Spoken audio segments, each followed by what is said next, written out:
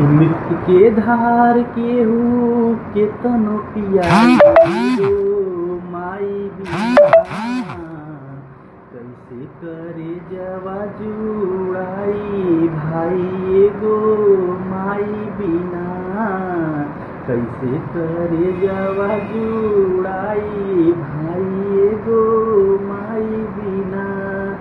9 माह कोखिया में रखलू सहेज के दिहलू जन्मवा माई सारा दुख झेल के मिल जायन धन मिली सब पूरा माई के दुलार बिन अन्हार बाय अधूरा करी के जीवतिया मिरिया बढ़ाई गो माई बिना कैसे करे जवा जुड़ा।